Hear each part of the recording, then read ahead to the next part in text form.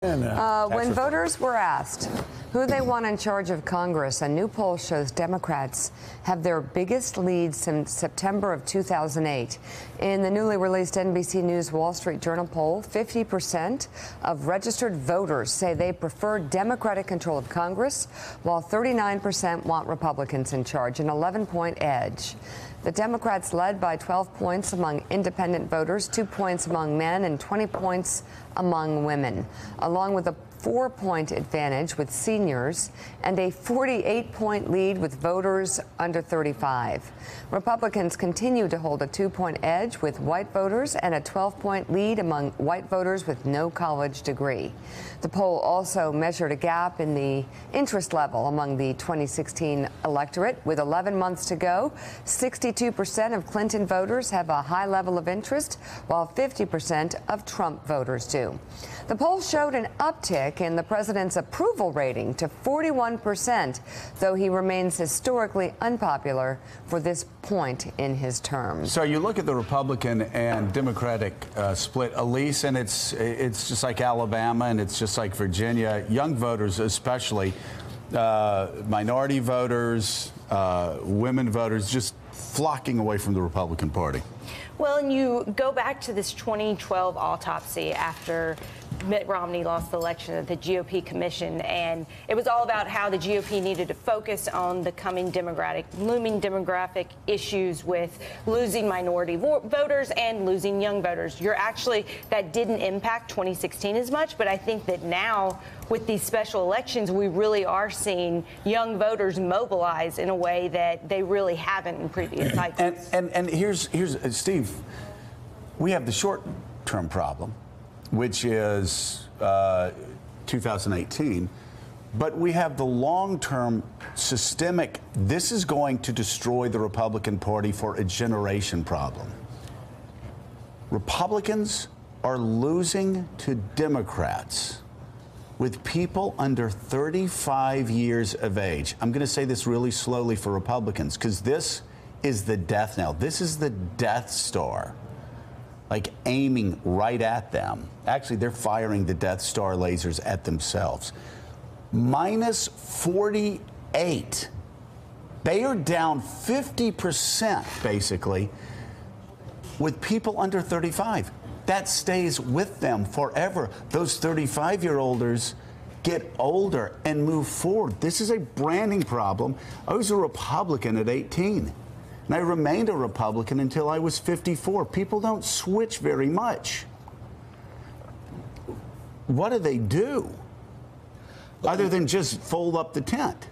Well, I think there are things they can do. Whether they're going to do them or not waits to be seen. But the question is, are they going to deal with this sort of Bannonite populist sort of crazy wing of the party and get them out of the way?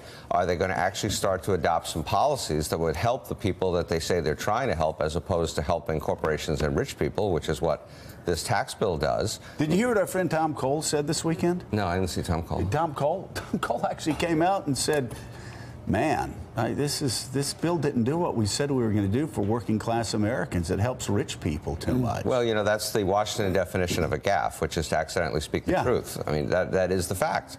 And many people have been pointing it out. And as you know, the tax bill is historically unpopular as well, because the American public seems to have figured it out, but yet they're plunging ahead and they're going to pass the thing. So they're in a terrible place. The party is obviously riven down the middle. And can they pull it together? Sure, I think they could potentially pull it together, but they've got to start to do some stuff. Mike, but they followed up. They had the disaster of Alabama. You think they would have, I mean this, you think they would have learned their lesson and said, okay, well, we are really turning off younger voters. We're really turning off women. We're really turning off people who aren't just the most hardcore Bannonite Republicans. And what do they do right after that? They get state-run TV and Republicans going out saying, fire Bob Mueller. Something that the overwhelming majority of Americans will believe would launch a constitutional crisis. They never learn. Not only that, but I mean, using state-run TV and employing the word coup. Coup. Yes. Which is a truly dangerous word to employ in anything having to Who's running Fox News, by the way? Donald Trump. Right. No, I mean seriously, you see I what think he was serious. You see what some of those people are saying, and I've stayed away from criticizing Fox News for years for a lot of different reasons. But you see the irresponsibility, especially this weekend. Fox News, let me say this, they are fomenting a constitutional crisis by suggesting to people watching Fox News in Middle America that someone is attempting a coup.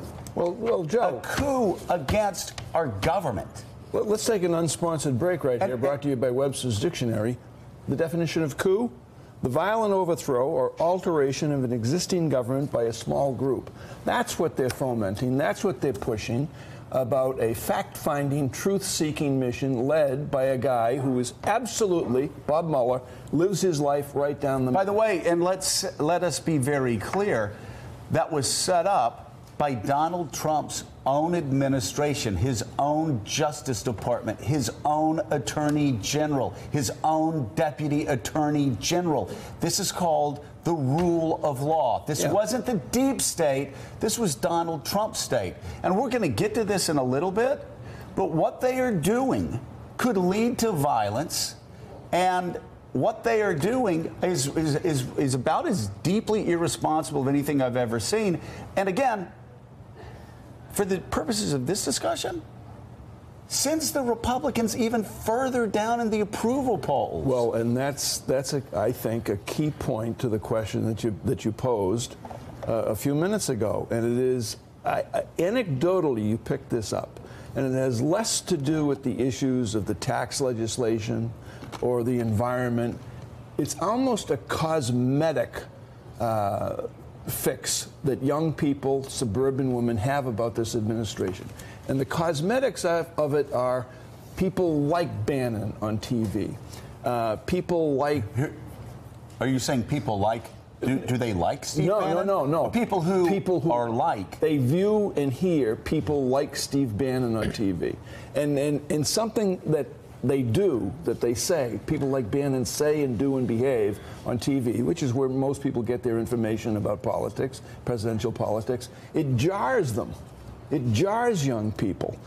Some of whom are very conservative, by the way, but it has a jarring effect on them. It's not their country. Nick, I want to say this again. 50%, almost 50% of people, voters under 35, disapprove and are disconnected from the Republican Party. That's going to have a devastating impact on the Republican Party for decades to come. If those numbers hold true, yes, it will, and there's no reason to think that's, to some extent, it won't hold true. But look, what's happening right now with the tax cut is, this is a party that is doing the last thing it knows how to do, which is cut corporate taxes. And all the donors and all the businesses that have been holding their tongues for the Trump presidency so far, this is what they get in exchange. And when you have full control of both ends of Pennsylvania Avenue, they say, you know what, we have to do this now. Because, in fact, the worse things get in the polls, the more incentive they have to be as aggressive as possible right now, because they sure as heck can't do this in 2 years.